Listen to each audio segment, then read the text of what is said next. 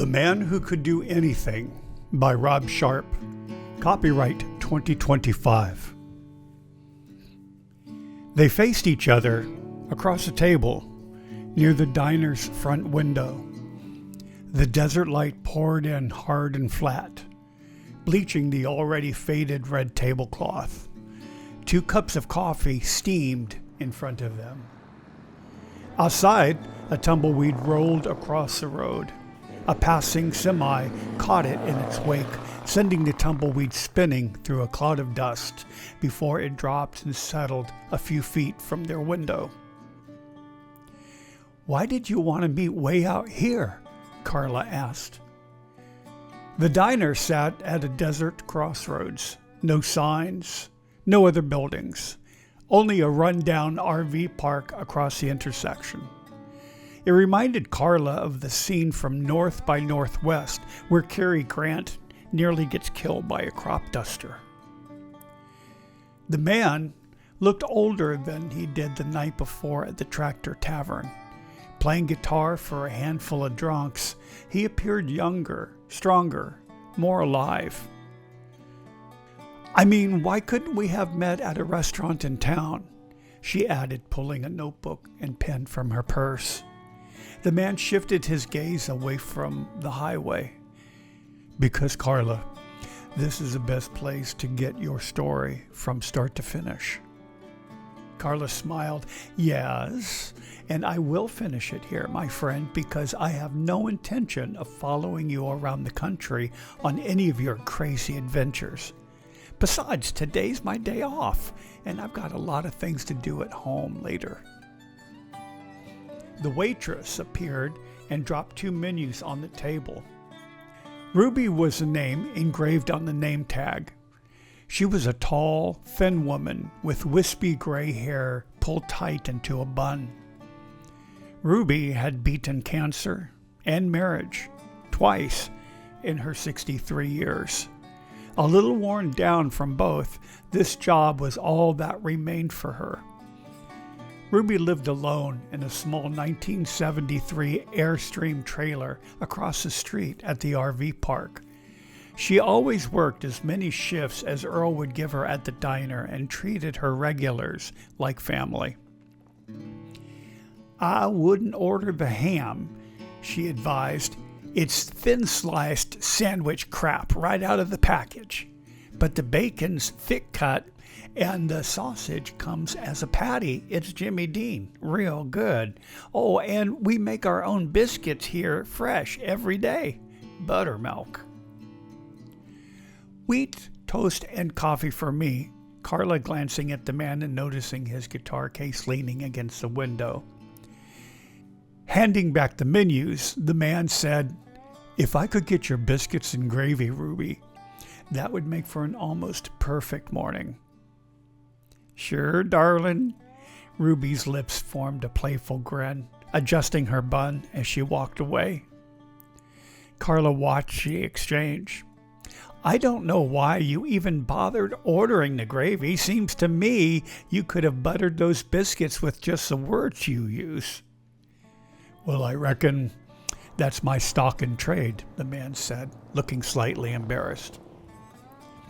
Outside, a gust of desert wind from a passing truck rattled the cafe door. The sun was climbing higher, stripping the desert of its shadows.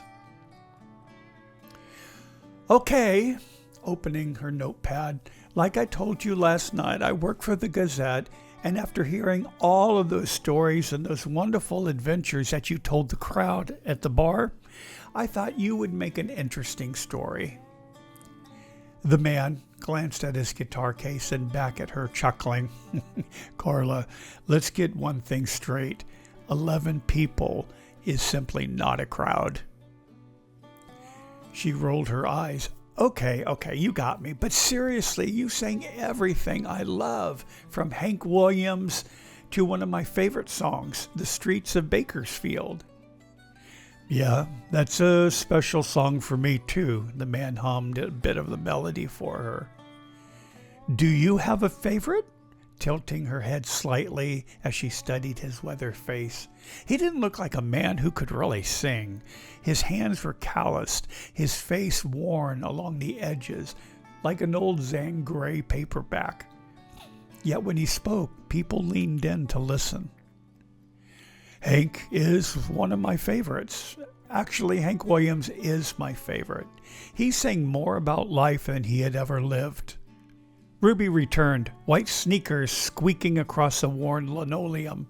Her left forearm balanced a small plate of toast and one of hash browns. In the right hand, a platter heavy with biscuits smothered in thick white gravy with flecks of Jimmy Dean ground sausage. With the skill of a Las Vegas blackjack dealer, Ruby dealt the plates across the table. There you go, hon. Anything else? No, this is great, Carla said. She was busy spreading marmalade on her toast. Thanks, Ruby. Carla mimicked the man's tone on purpose, enough for him to notice. Ruby, obviously oblivious to this, spun around, nearly tripping over the man's guitar. Oops, sorry, hon. And then she hurried back to the kitchen. Getting back to our interview, what was your favorite job? The man took his time. Hard to say. I liked fishing for a while. Worked on a trawler out in Kodiak in Alaska. Almost died in a storm in the Bering Sea. I also worked as a bit of a roughneck in Oklahoma. I hated that. He gave a long, solemn glance as he noticed another truck roaring past the diner. I never drove a truck, though. Always wanted to. Okay, tapping her pen on the notepad, but which one was your favorite? Probably caribou hunting up in Alaska. I love hunting. He sat up a little straighter and his voice growing more animated. Came across a fresh grizzly kill once. Didn't know the big guy was still nearby. I ended up putting 3 shots into him till the fella got to me. Tore through my back pretty good before he finally bled out. Took me 2 days to reach a hospital and another 6 months before I could play this old guitar again. Carla stopped writing, set both of her hands flat on the table, and exhaled a long, steady breath. Are all these stories true?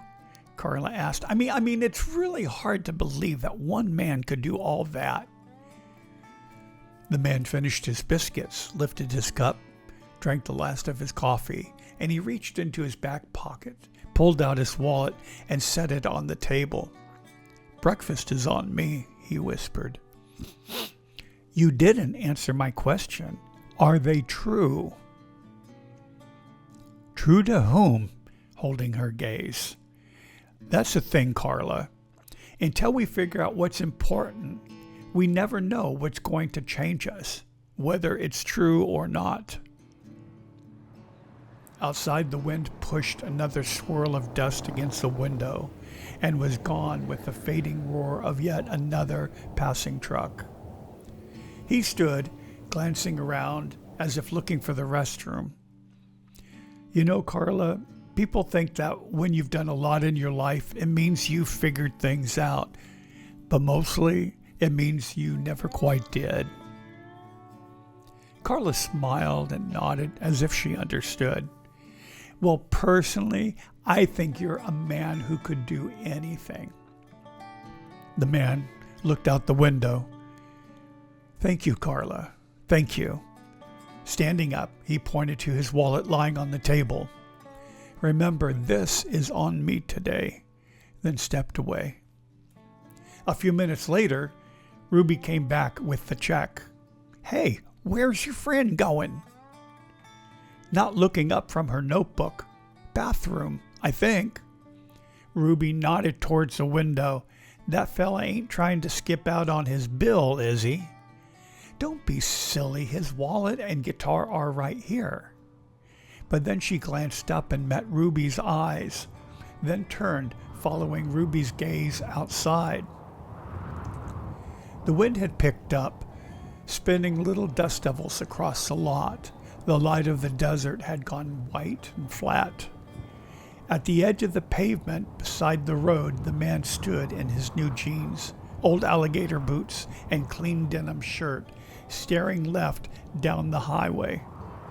A Peterbilt rig suddenly came roaring towards the diner. Probably on its way to Vegas, the man muttered, and then calmly took 2 steps into the road. Wait, what? What's he doing? Stop! Screamed Ruby. Carla knocked over her coffee cup as she jumped up, reaching towards the window.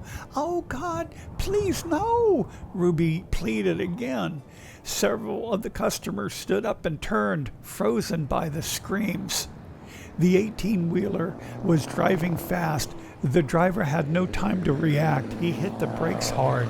The trailer lurched forward, and the air brakes screaming in violent burst. The steering wheel shuddered in his hands. He could feel the weight of 80,000 pounds pushing and driving the truck forward.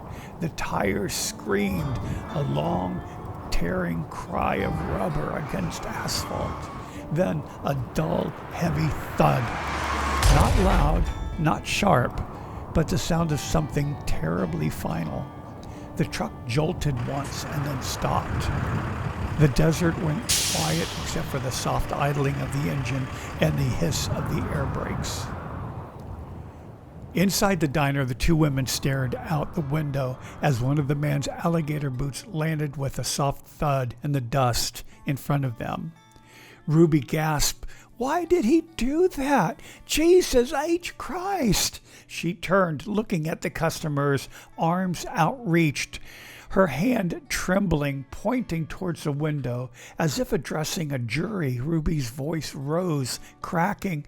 "Why that? Why that?" she cried. "Why on earth would he do that?" Carla had slid back into her chair and stared blankly at the wallet lying next to the spilled coffee cup. Both hands gripped the sides of the chair as she rocked slowly back and forth. Carla's first thought was that she could almost hear the man's voice humming in the streets of Bakersfield. But as the customers began murmuring and moving towards the door, only one real thought circled through her mind. Today was supposed to be her day off.